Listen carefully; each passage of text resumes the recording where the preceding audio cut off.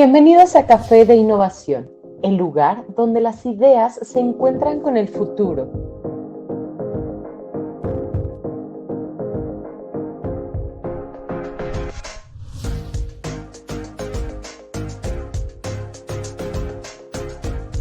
Durante esta hora exploraremos las últimas tendencias y conectaremos con líderes creativos que están transformando el mundo. Pero la innovación no se queda aquí. Síguenos en redes sociales, visita nuestra web, suscríbete en YouTube y únete a nuestro grupo de WhatsApp. Juntos continuaremos creciendo mediante la innovación.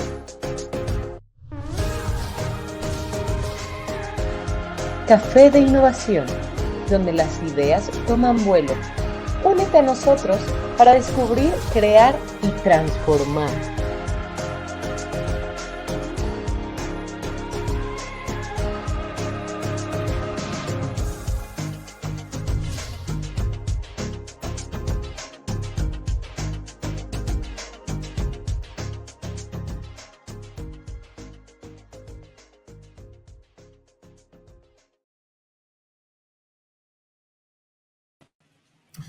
¿Qué tal? Muy buenas tardes, bienvenidos a una emisión más de este Café de Innovación. Hoy vamos a platicar con Raúl Monroy. Él es un experto en temas de inteligencia artificial, sin lugar a dudas estar reconocido como uno de los expertos más expertos en América Latina del tema. Y pues bueno, antes de arrancar aquí en el programa estaba echando una platicada con él y siempre es muy satisfactorio y muy reconfortante platicar con alguien que tiene tanto conocimiento en estos temas. Y pues bueno, en un momento vamos a profundizar en esto de los AutoML en acción. Realmente les va a dar una visión que probablemente muchos de ustedes nunca se hubieran imaginado que era algo que podía haber existido. Yo soy Ricardo Bolaño, soy su Innovation Host. Llevamos ya 5 años haciendo estos programas. Soy experto en inteligencia artificial aplicada en negocios. Estoy en el grupo de expertos de la OSD para gobernanza de la inteligencia artificial y estoy en la Alianza Nacional de Inteligencia Artificial. Participo en el Comité Técnico de Innovación Nacional e Internacional de la ISO para las normas de gestión de la innovación. Y déjenme continuar por acá. La próxima semana nos va a acompañar Elena Estavillo. Elena Estavillo es una experta en todos los temas de inteligencia artificial responsable. Ella es directora y fundadora del Centro I y nos va a platicar acerca de todos estos temas de ética, cómo la ética debe de ser algo pues básico en el tema relacionado con precisamente la inteligencia artificial. La siguiente semana nos va a acompañar Diana Carolina Mora, ella es una experta en innovación, nos va a hablar de las culturas Flow, que es un código que la inteligencia artificial no puede replicar. Y últimamente se ha hablado mucho acerca de la inteligencia artificial, que prácticamente puede hacer todo lo que sabemos, lo que no sabemos, lo que no sabíamos, y la realidad es que de repente le estamos dando más atribuciones que las que realmente puede tener y el alcance que puede tener. Y el jueves 11 de septiembre nos va a acompañar Belén Suárez. Ella es economista, experta en innovación. Nos va a platicar de blockchain y la nueva era de protección usando precisamente blockchain. Ella es toda una personalidad en Europa. Ella está en España, es el convenor de toda la parte de ISO. Ya platicaremos en su momento que nos acompañe. Y pues bueno, vamos con Raúl. Ahora sí, Raúl, bienvenido, ¿cómo estás? Muchas gracias por acompañarnos. No, muchísimas gracias, sobre todo por la introducción, las flores y demás. No, hombre, encantado, se me olvidó, bueno, no se me olvidó, digo, omití decir también que tuve la oportunidad de que Raúl me diera clases hace como 1 año y medio más o menos, cuando yo estaba en la carrera. No, 1985, 86 debe haber sido por ahí, que tuve la oportunidad de que Raúl me diera clases, una bonita experiencia, un bonito recuerdo. Y bueno, unos cuantos décadas después resulta que Raúl es el experto referente de inteligencia artificial en México, fue presidente de, recuérdame el nombre de la Sociedad Mexicana de Inteligencia Artificial. Sociedad Mexicana de Inteligencia Artificial. Sin temor a equivocarme, Raúl, es la única organización, es el único organismo que agrupa la parte teórica, la parte dura de inteligencia artificial. Hay otros por ahí que están, la Alianza Nacional de Inteligencia Artificial, vemos políticas públicas, vemos discursos, pero los únicos que se meten a las tripas de la inteligencia artificial son el SMIA, la Sociedad Mexicana de Inteligencia Artificial. Y bueno, Raúl fue presidente hace 3 años.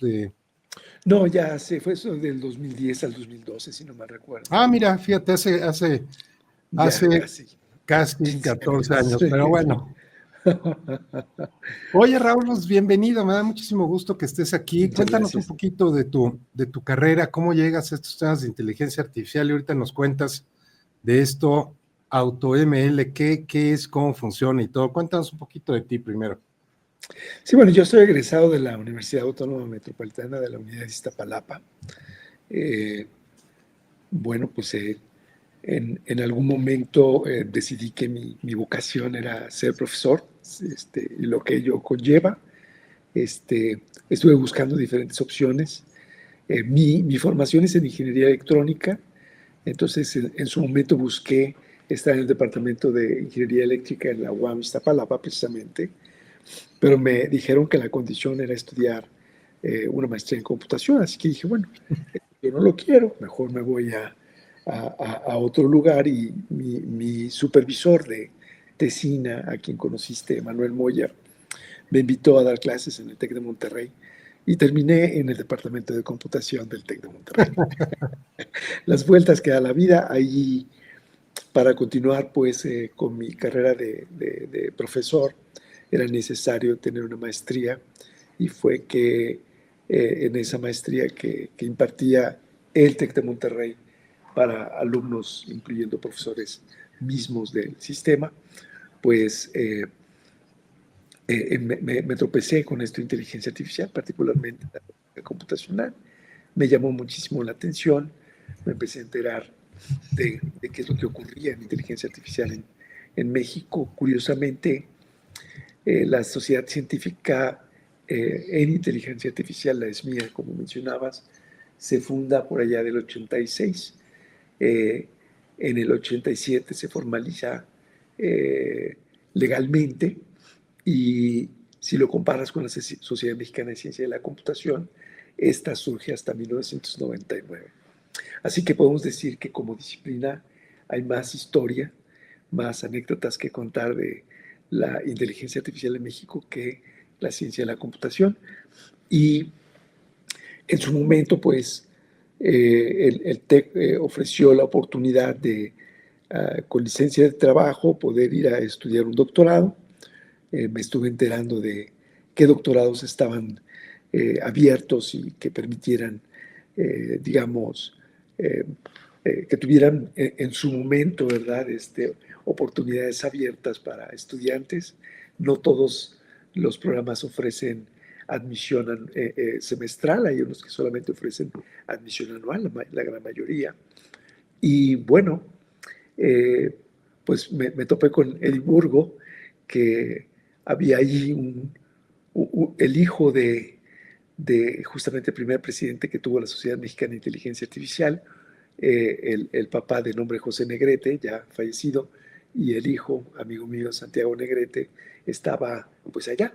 Y allá fue donde lo conocí, me hice amigo de él, y fue precisamente por saber que él se encontraba en ese lugar, así como una relación que tuvo el TEC de Monterrey con la Universidad de Edimburgo a través de Francisco Cantú, un pilar de IA en México. En la IA en México, pues fue que llegué allá. Y obviamente en qué hice mi doctorado, pues en lógica computacional, razonamiento automatizado. Y bueno, Eso fue en 1992 a 97 y regresé y bueno, pues parte de lo que hice fue empezar a no solamente a incursionar en investigación propia, sino también en asociarme o estar junto con las sociedades científicas y evidentemente la ESMIA continuaba aún en ese tiempo y fui miembro de la sociedad. Empecé a moverme dentro de la mesa directiva, ya sabes, empiezas como, ni siquiera como vocal, sino eres la Z y pues poco a poco vas tomando posiciones, porque bueno, al final de cuentas se requiere mucho trabajo, mucho esfuerzo. En ESMIA estuve desde 1999 hasta el 2012. Continúo por allá, pero ya como expresidente, ¿no? Nada más dando recomendaciones cuando se requiere. Oye, Raúl, qué interesante. La verdad es que dijiste algo súper importante y ojalá muchas personas nos estén viendo, porque dijiste, la inteligencia artificial lleva muchos años en México. Me ha tocado platicar con algunas personas que dicen, es que vamos atrasadísimos en inteligencia artificial. Le digo, oye, no, le digo, que no hagamos transistores, chips, sí, pues en eso vamos bien atrasados.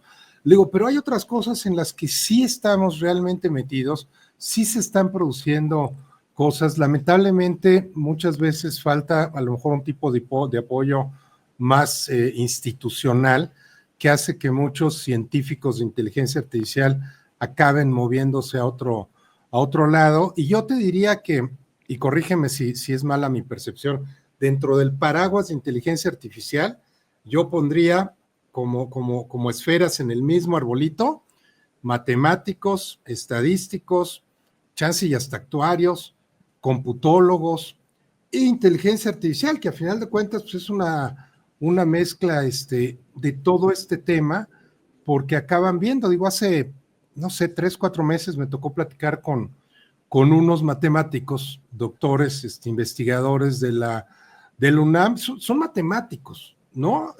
Metidísimos en temas de inteligencia artificial. ¿Por qué? Porque, bueno, pues ahora sí que pues es la base y el sustento de todo esto, ¿no? Oye, Raúl, pues muy bien. Digo, la realidad es que creo que tienes muchas historias que contar con todo esto. Adelante, Sí, adelante. ahí agregaría también investigación de operaciones, ¿no? Claro.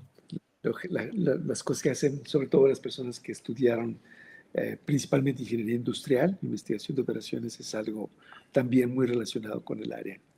Todo lo que significa, ya sabes, manejo de inventarios, el tratar de desperdiciar, pues, por ejemplo, material al momento de hacer cortes sobre, por ejemplo, un pedazo de tela, de tal suerte que no puedas aprovechar al máximo, pues, ese material. Entonces también claro. son Y problemas muy semejantes o los mismos en ocasiones. sí, la médula del problema es el mismo, ¿no? El famoso Ogata era el libro, el autor del libro de investigación de operaciones que todo el mundo se daba de Sí. topes, ¿no?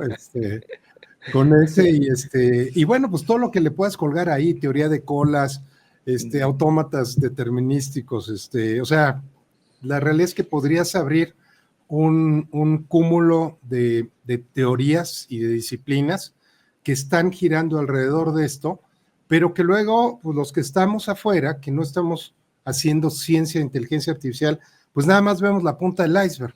Y entonces muchas veces creemos que sabemos cuando no entendemos cómo funciona por dentro todo el esquema. Oye, cuéntanos un poquito más de todo este tema de inteligencia artificial. Cuéntanos de este tema que seleccionamos de los auto ML, qué son, cómo funcionan. Cuéntanos un poquito de tus investigaciones. Sí, bueno, déjame nada más, no sé si decirlo como precisar, pero me voy a centrar un poquito más sobre un tipo de AutoML que es NAS, Neural Architecture Search, o NAS, ¿verdad? Que sería la forma en como leeríamos en cristiano, como dicen las siglas del término en inglés, pero es un tipo de AutoML y AutoML, pues, eh, digamos que es una tendencia, un programa de investigación que busca crear métodos, herramientas que automaticen el proceso que permite aplicar técnicas de aprendizaje máquina, machine learning, en, en la solución de tareas. Y todo, pues al final, se reduce en, si ya uno es diestro en el uso de estas técnicas, reducir el esfuerzo, ¿verdad? Ser eficiente para que la manipulación de datos particularmente sea lo más sencilla, lo menos dolorosa, pero también tiene que ver con decidir qué técnicas aplicar, ¿verdad? Dejarle todo lo que le llamamos el pipeline, que el término que usamos y se usa es un anglicismo, ¿verdad? Pero que se refiere pues, a todas las pequeñas etapas que vas realizando, procesamientos que vas realizando en todo el proceso desde que te planteas resolver una tarea, el cómo la estructuras, si es una tarea de aprendizaje, si es una tarea de clasificación, si es una tarea de regresión, que es una forma de clasificación, pero que clasificas en el continuo, es una predicción al final de cuentas. De hecho, la mayor parte de la gente lo plantea al revés. La regresión es lo general y la clasificación es predicción en el discreto. Entonces, series de tiempo, detección de anomalías, etcétera, etcétera. Entonces, todas estas tareas, al final de cuentas, un científico de datos o una persona que hace machine learning tiene ya una serie de armamento, un armamento, ¿verdad? Y un conocimiento general que va diciendo, bueno, primero que tenemos que hacer esto. Y esto puede ser limpieza de los datos, conocer lo que significan hacer un poco de ingeniería de los rasgos de esos datos o de las características con las que se describen los datos, de tal suerte que puedas, digamos, tener a tu disposición la mejor predicción posible. Pero entonces esto lo que hace es automatizar. Y hay diferentes enfoques, ¿verdad? Uno podría pensar en que la idea también es reducir el conocimiento que se requiere para hacer esto, e incluso pues el sueño es de algunas personas, por ejemplo, es tú cargas una tabla de datos y automáticamente el sistema debe entender la naturaleza de los mismos, poder encontrar correlación entre ciertas variables o características, atributos. Usamos estos diferentes términos para decir lo mismo, pero si lo pensamos en una tabla, las columnas son estas variables, estos atributos, y de pronto queremos conocer información de toda esa tabla, conocer correlaciones, etc. Y uno puede imaginarse que de pronto pues, la persona entiende que lo que quiere hacer es una clasificación, y la clasificación en ciertos problemas que, por ejemplo, se llaman de aprendizaje supervisado, se conoce para ciertos datos. Y entonces puedes indicar, pues, mira, este es el objetivo es predecir esta variable, o el objetivo es predecir esta variable en el continuo, que sería una regresión. Y entonces, digamos, el sistema empieza a hacer tratamiento y a sugerir cosas, ¿no? Hay muchos problemas o subproblemas que de pronto se pierden en toda esta marea. Por ejemplo, en el problema de clasificación, algo importante es si las clases están balanceadas. Y la mayor parte de los clasificadores tienden a sesgarse por las clases mayoritarias. Entonces, el AutoML en algunas ocasiones es incapaz de decir, espera, como tu problema es presenta desbalance de clases, te sugiero que lo ataques con clasificadores adecuados para ese tipo de datos, o bien te sugiero que lo ataques haciendo transformaciones externas, que básicamente significa balancear artificialmente los datos. Obviamente, cada enfoque tiene sus pros y sus contras. Para mí, modificar artificialmente los datos, ya sea reduciendo el tamaño de la cantidad de datos para que las clases estén balanceadas, o inventándote datos, balancear las clases, son enfoques que no son de mis favoritos, y demás, ¿no? De hecho, algunas herramientas, hay herramientas muy completas. Yo no soy un usuario asiduo de esas herramientas. Lo que comúnmente usamos en el contexto de mi trabajo es el AutoML que tiene Azure de Microsoft, o por ejemplo AutoWeka, que básicamente dicen, pues yo estoy descubriendo un nuevo o inventándome un nuevo clasificador, y lo que yo quiero es ver si AutoWeka o AutoML de Azure pueden encontrar un clasificador mejor que el mío. Entonces, si no lo pueden encontrar, entonces yo puedo decir, le gano. Entonces, claro, ese es completamente automático, busca, no sé, elegir los mejores, se le conocen como hiperparámetros de los modelos. Por ejemplo, en un caso muy, muy sencillo sería la tasa de aprendizaje, el número de árboles en un bosque de árboles de decisión, en fin, un montón de, como que, digamos, es como cuando compras un auto, ¿no? Dices, quiero que sea deportivo o no, si quiero que traiga quemacocos, si necesito llantas de cierto tipo, etcétera, etcétera, etcétera. Entonces, a todo eso le llamamos hiperparámetros, y bueno, la idea del AutoML es conocer esos hiperparámetros por ti.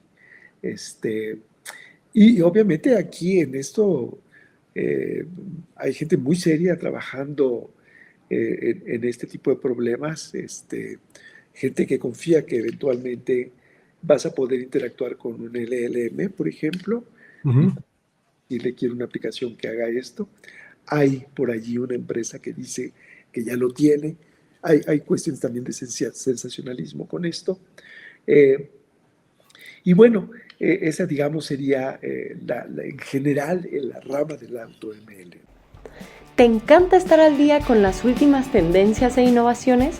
Entonces únete a nuestra comunidad hoy mismo. Suscríbete y activa las notificaciones dándole clic a la campanita para que no te pierdas ni un solo detalle.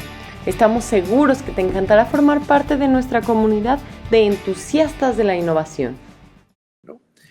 Oye, fíjate, perdón, Raúl, déjame hacer un par de comentarios redondeando lo que dices.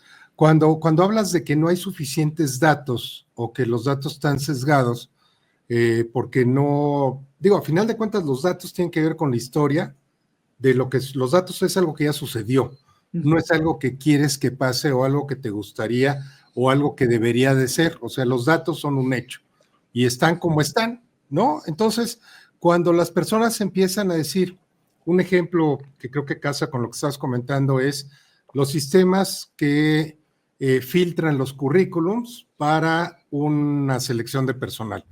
Y entonces dicen, es que ¿por qué me está mandando 7 de hombres y 3 de mujer? Es que el sistema, y aquí es donde empiezan las distorsiones, dicen, es que el sistema de inteligencia artificial no es ético. Y pues habría que empezar por ver si el sistema puede razonar qué es ética, qué no es ética, y qué es un comportamiento ético y qué no. Y lo que pasa, pues, simplemente tomó de muestra, y si históricamente esa empresa, por cada 10 personas, contrataba 7 hombres y 3 mujeres, dice, pues esa es la muestra, ¿no? Pues así me sigo. O sea, es como si fuera un molde de estos para hacer galletas, pues es el molde que le dan, pues con ese se sigue haciendo, ¿no? Claro. Como tú bien comentas, no tiene la capacidad de razonar, decir, oye, ¿y ya te fijaste que son 7 y 3? Pues no, si hay 2 géneros, no deben ser 5 y 5, o sea, no tiene esa capacidad, porque contrario a lo que muchos dicen, pues las herramientas de inteligencia artificial, las aplicaciones, no piensan.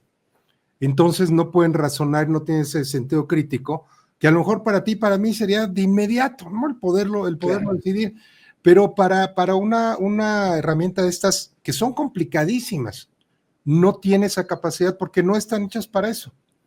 En primera, entonces, ese tipo de cosas, quiero que empiecen a dimensionar con lo que nos está contando Raúl, lo complicado que es el llevar una ilusión a la realidad, es decir, es que debería de comportarse de manera ética.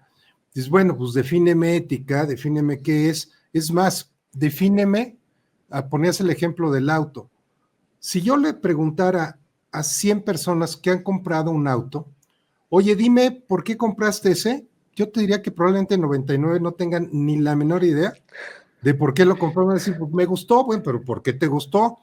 Pues me gustó, y si le empiezas a escarbar y lo torturas a lo mejor ya te dice, pues es que el color, es que ese auto me acuerda a mi infancia, o recuerdo a mi papá, o sea, porque pues están ahí, o sea, no tomas las decisiones, Raúl, los humanos no las tomamos así, porque se nos ocurrió.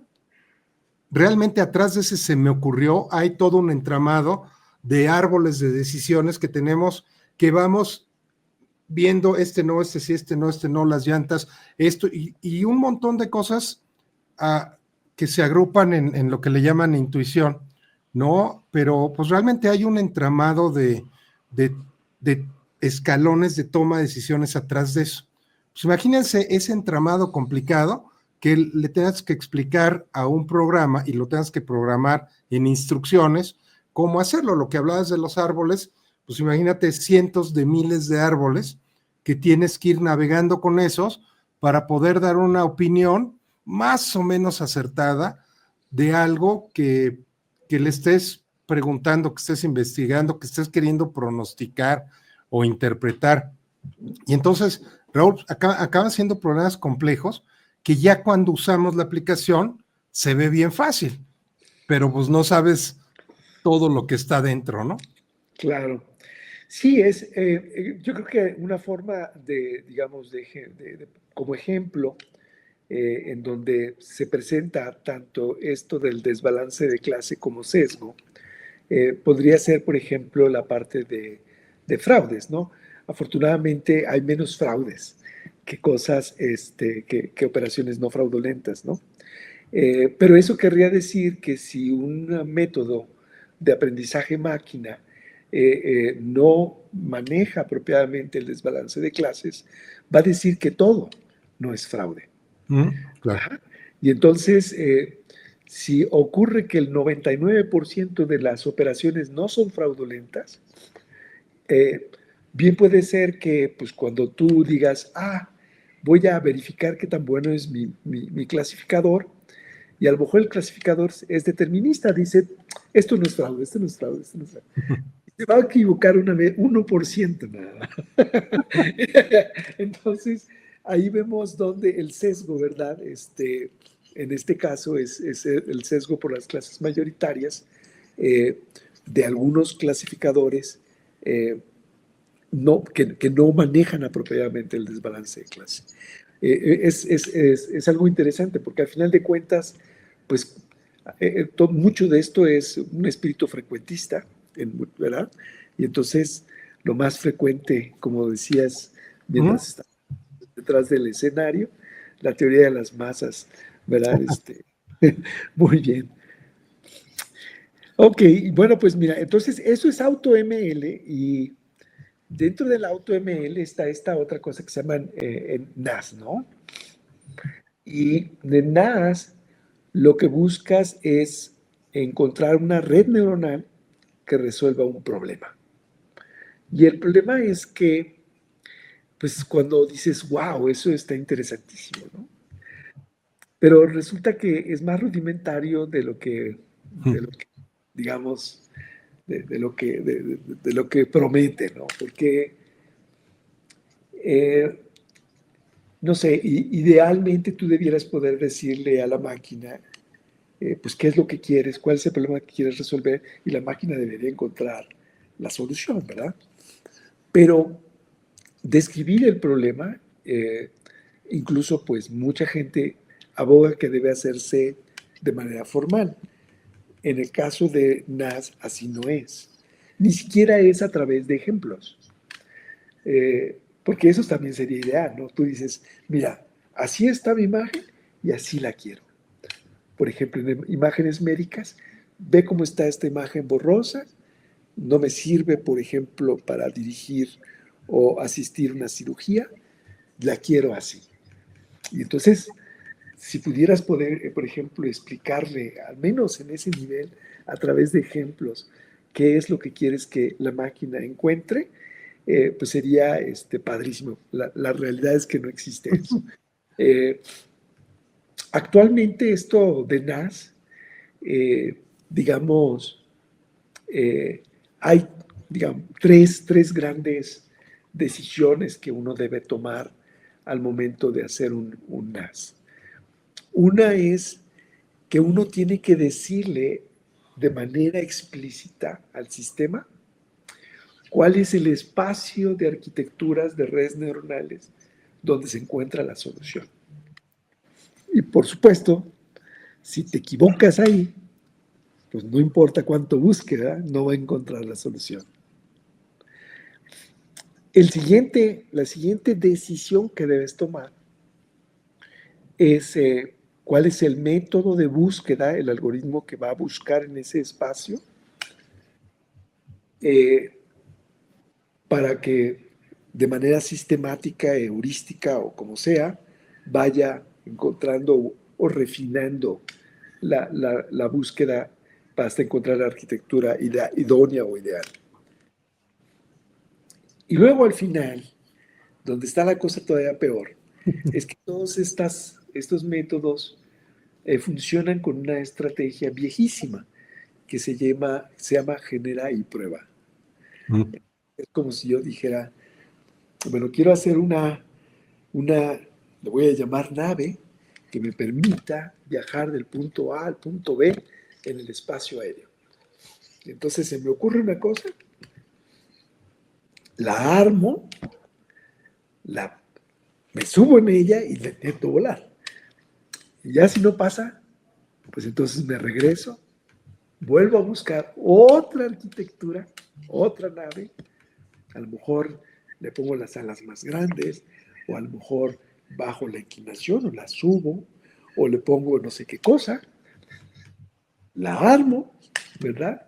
Hay que armar esas cosas, hay que proveerle con todas las cosas que se necesite, y luego, pues experimentar con ella a ver si puedo volar.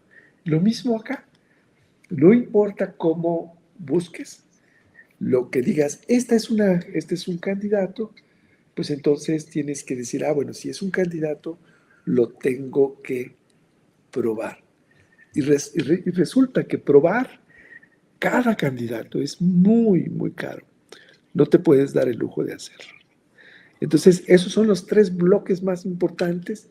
No sé cuál quieras platicar primero, pero los tres tienen su propia complejidad. Oye, y fíjate que pues empecemos por el primero, el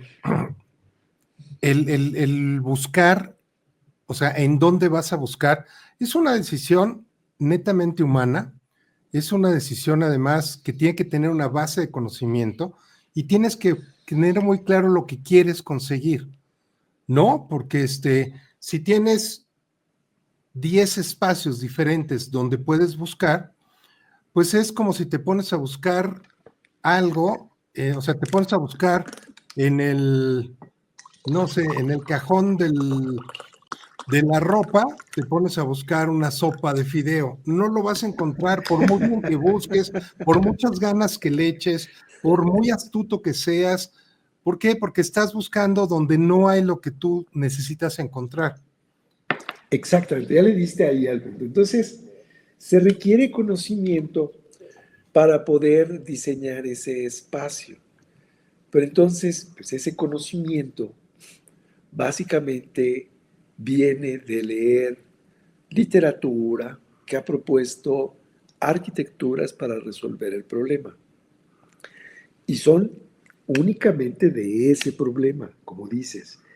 Por ejemplo, en visión computacional, pues hay problemas de clasificación, como por ejemplo saber si dentro de la imagen hay un gato, hay un perro, etcétera, etcétera, ¿verdad? O si yo tengo un vídeo, yo puedo segmentar figuras que posiblemente sean humanas, puedo entrenar un sistema para que reconozca un jugador y demás. Pero yo lo que estoy buscando es la red, el fierro, la arquitectura. No es un programa en el sentido tradicional, pero es eso, una red neuronal que me permita realizar esa tarea. Y si yo la aplico, esas arquitecturas, para el problema de transformar la calidad de una imagen, pues no voy a encontrar una mejor imagen. Entonces, si tu problema es super resolución, pues debes leer muchas, digamos, sí, conocer mucho sobre estas arquitecturas con el propósito de buscar una, como que idealmente,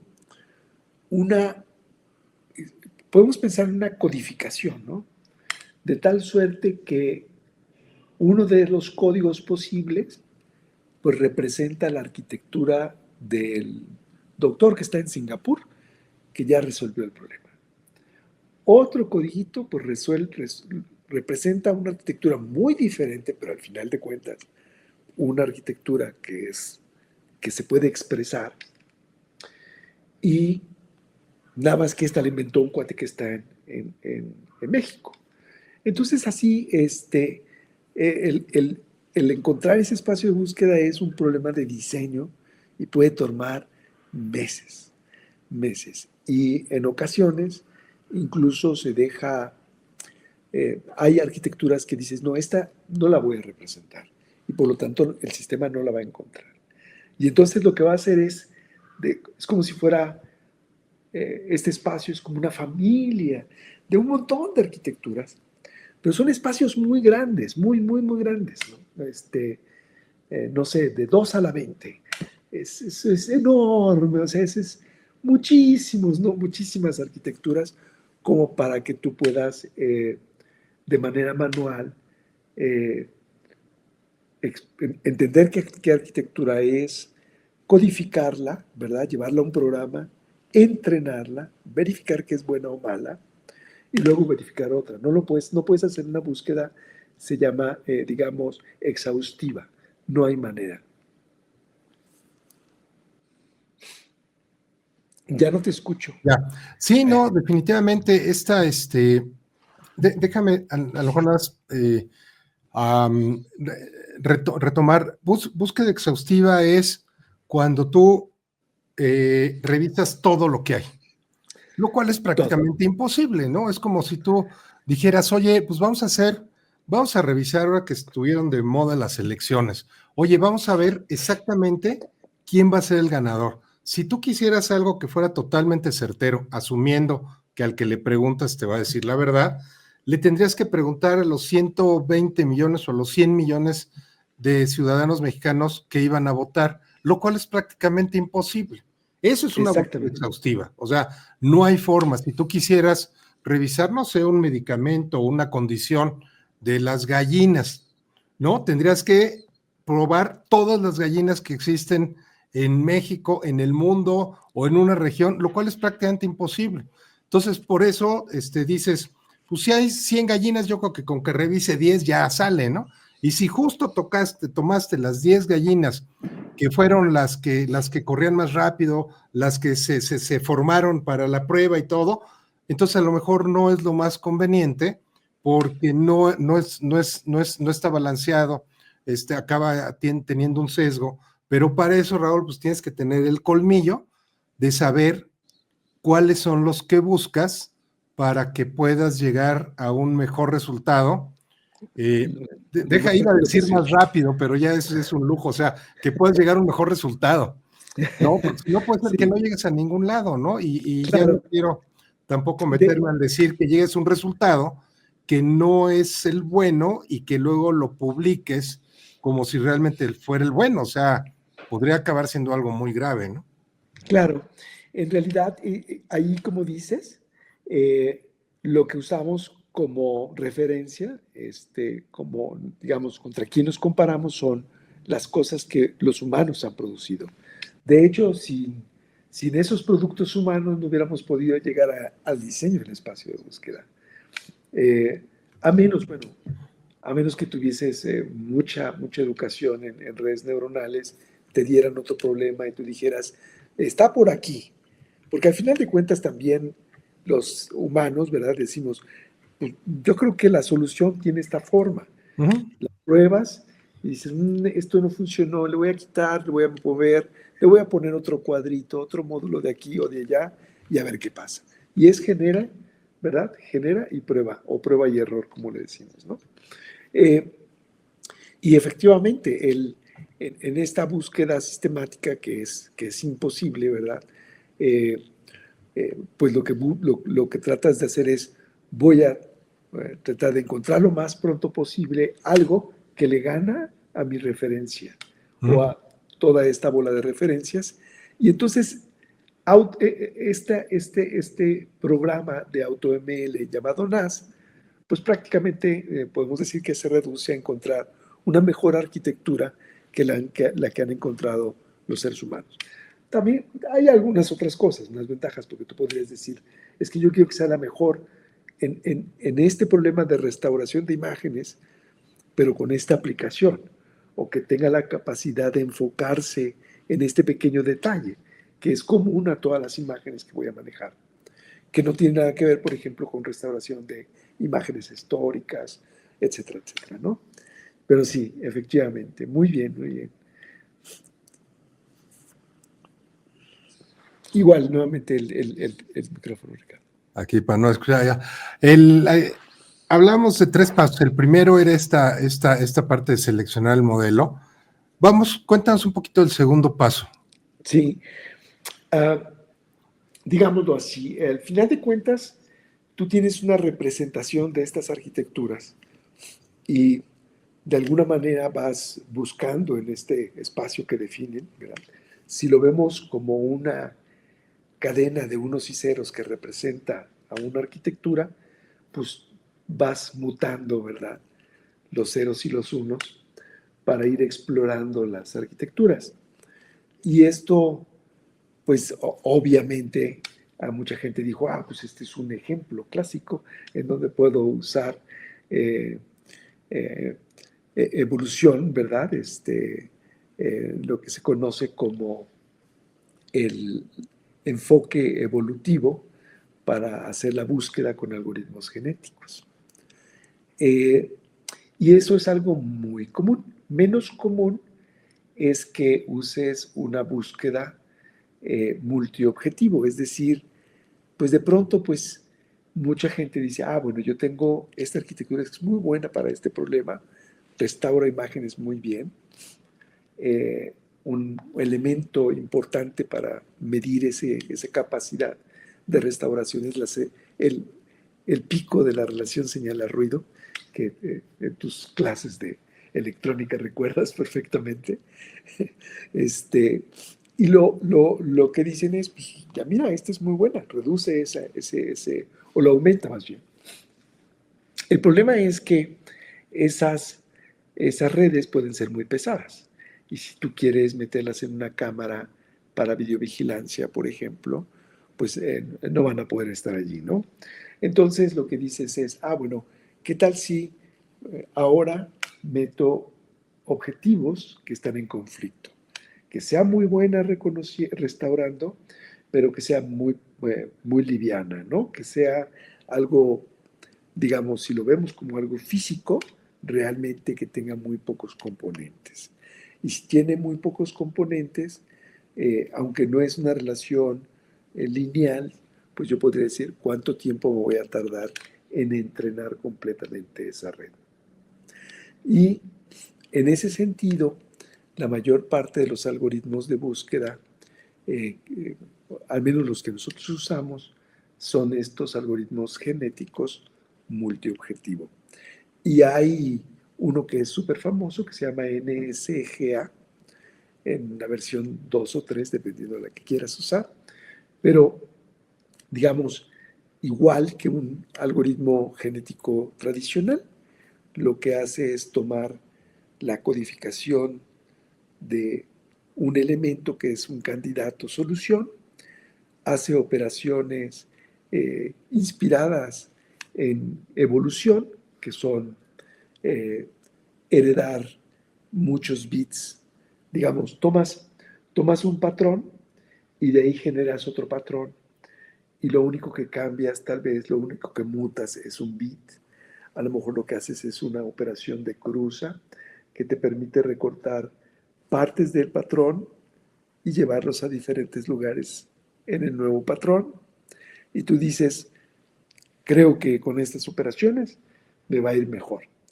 Eh, la única restricción, ¿verdad?, es que al momento de considerar buenos candidatos, te preocupas de que cumpla a lo más los 2 o los 3 objetivos o los 4 objetivos que te hayas planteado. Como estos objetivos generalmente están en conflicto, pues no puedes, en lugar de que haya un óptimo, hay muchos óptimos. Es como si tú quisieras usar Waze, por ejemplo. Waze no tiene esta particularidad, pero lo debería tener, que dijera, a ver, quiero ir de lugar A a B, y entonces, pues normalmente te da la ruta más corta en tiempo. Pero si tienes que pasar por casetas, te gustaría que te diera, por ejemplo, pues los precios, ¿no? Aquí puedes llegar, ¿verdad? Muy rápido, pero te va a costar muy caro. Acá vas a llegar lo más lento, pero no vas a pagar un peso. Pero en medio de estos dos puntos hay un buen de opciones, ¿no? A lo mejor no son muchas en el caso de Waze, pero por lo menos unas 5 opciones te podrían dar, pero que fuera muy claro cómo estás, digamos, perdiendo en tiempo, pero ganando en costo. Dejas de invertir más dinero para llegar al lugar y a lo mejor todavía estás dispuesto el colchón que te da el tiempo de llegada, estás dispuesto a asumirlo, ¿no? O al revés, el colchón en términos de lo que estás dispuesto a pagar, estás dispuesto a asumirlo, ¿no? Entonces, son objetivos en conflicto. No hay manera de que llegues de un punto A a un punto B lo más rápido posible sin gastar un peso cuando hay pistas de paga.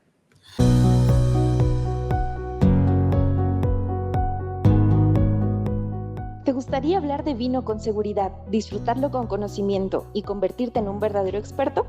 Soy Vino es un programa completo diseñado para transformar tu relación con el vino. Con nuestros ebooks y cursos online on demand, aprenderás desde la historia del vino hasta cómo catar, maridar y apreciar cada copa como un profesional.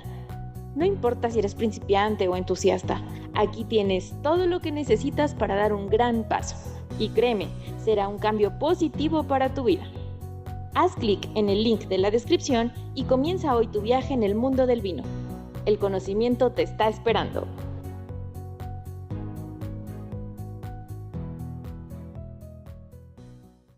Oye, es como los que de repente en algunos de los tantos grupos ahí que estoy de WhatsApp, ahí estoy en muchos de networking, y de repente ponen, oye, quiero que me recomienden un proveedor de lo que sea, pero bueno, bonito y barato.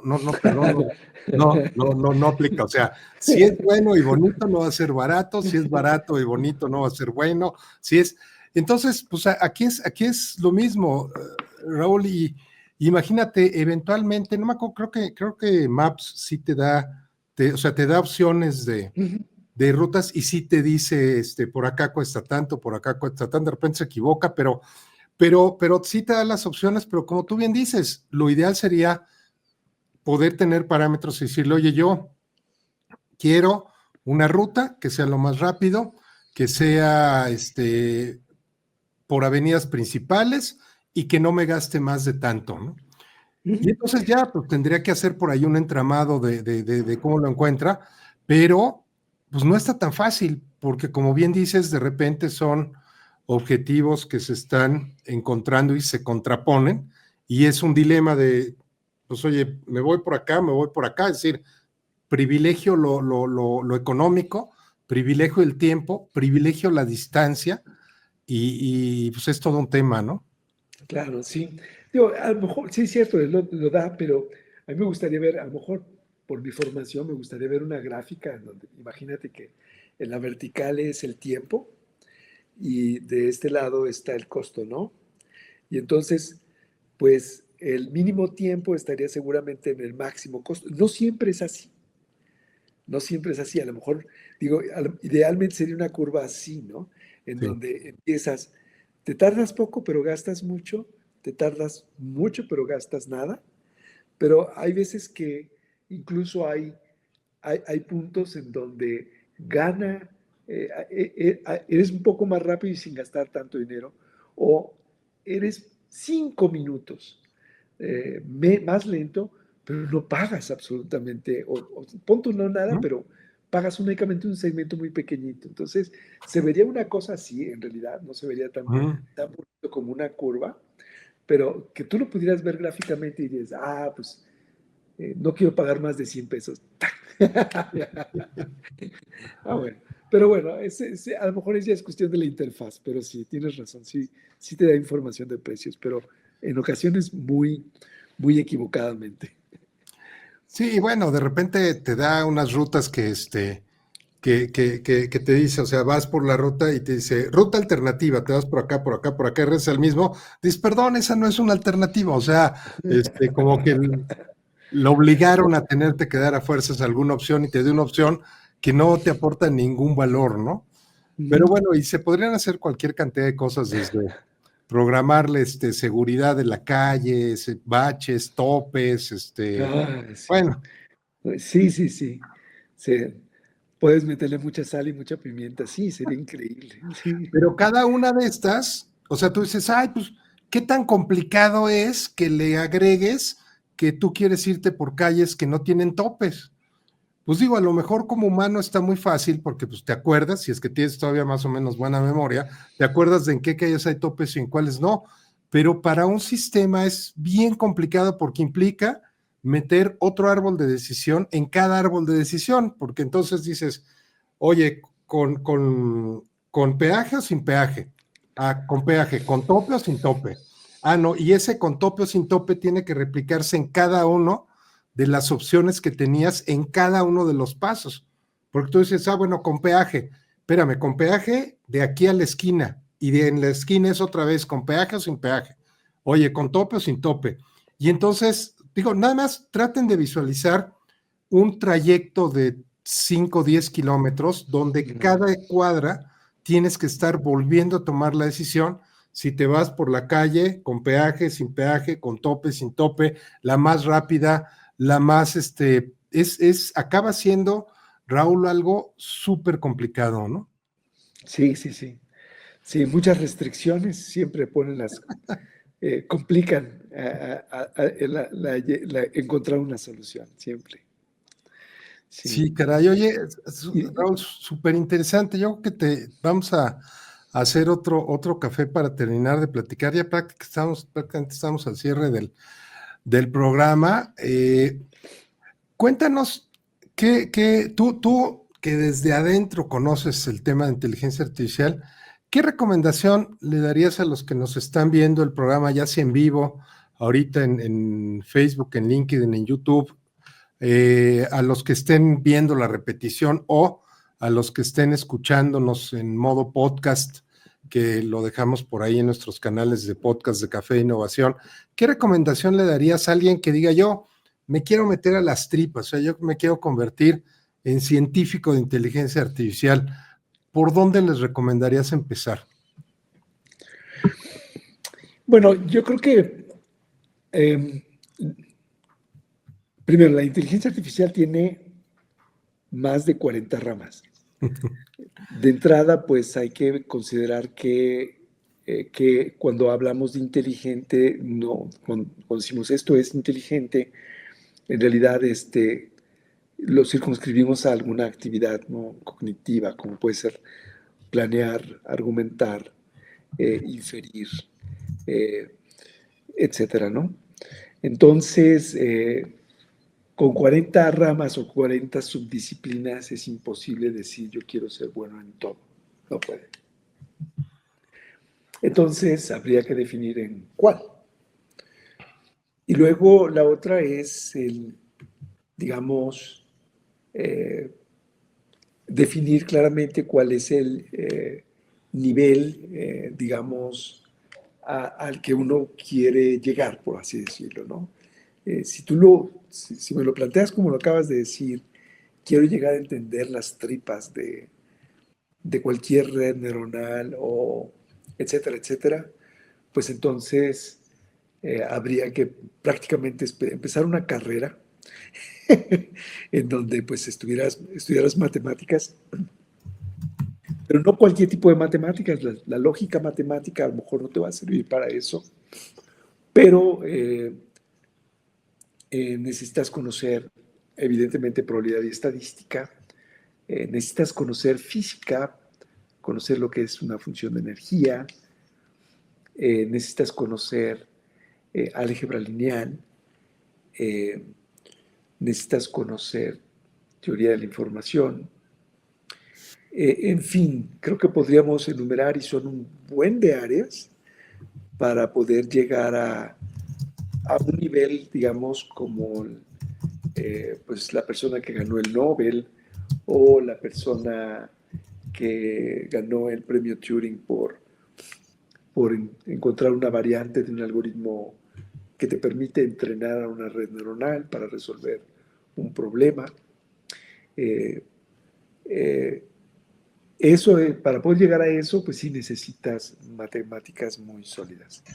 También conocimiento de física, porque muchos de estos problemas, la contribución de este cuate que ganó el premio Nobel es porque una de las contribuciones más importantes es porque para entrenar una red neuronal a él se le ocurrió usar una función de energía, pero porque tenía conocimientos de física, ¿cómo se llama esto? De física estadística mecánica, hay un principio de mecánica que en este momento se me olvida el nombre y que lo aplicó correctamente. Entonces todo el mundo dijo, esto es genial, y de ahí empezó a jalar la hebra, ¿no? A jalarse la hebra, porque empezaron a buscar diferentes métodos.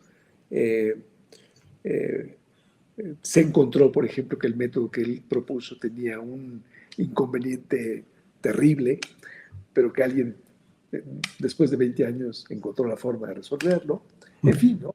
Entonces, sí se necesitan muchas matemáticas sólidas. Sin embargo, hay muchos problemas que enfrentamos diariamente que podemos resolver usando como usuarios de inteligencia artificial, pero no usuarios, no sé, como quien se sube a un auto y no sabe cambiar la llanta, o abre el cofre y dice, pues el motor se ve que ahí está.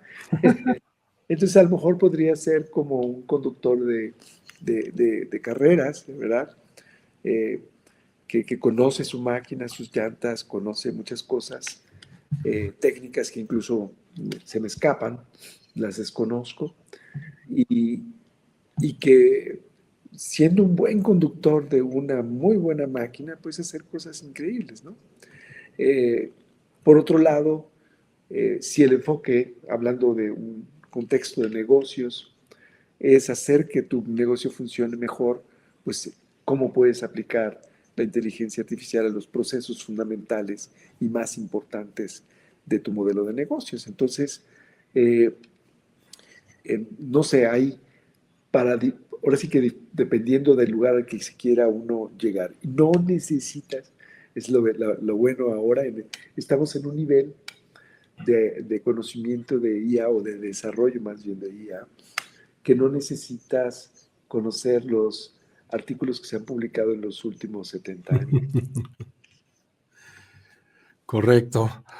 Muy bien, Raúl. Oye, pues te agradezco muchísimo que nos hayas acompañado el día de hoy. A mí me abres un panorama muy, muy interesante. Aprendo, como siempre, cada vez que platico contigo, y pues te agradezco muchísimo a la audiencia que nos está viendo y escuchando. Les agradecemos muchísimo y pues nos despedimos. Nos vemos el próximo jueves, igual de 6 a 7. Que tengan un excelente fin de jueves, un excelente viernes y fin de semana. Raúl, muchísimas gracias. Gracias a ti, y es recíproco el aprendizaje también, ¿eh? Un abrazo. Muchísimas gracias, hasta luego. Gracias por acompañarnos en esta emocionante travesía en el Café de Innovación.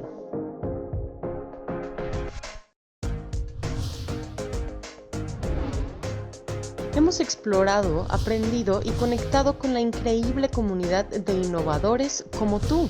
Pero nuestra conversación no termina aquí. Síguenos en redes sociales, visita nuestra web, mantente al tanto en YouTube y únete a nuestro grupo de WhatsApp. Juntos continuaremos la revolución de la innovación.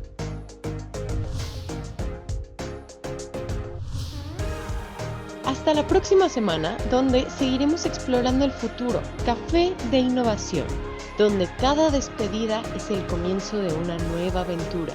¡Hasta pronto!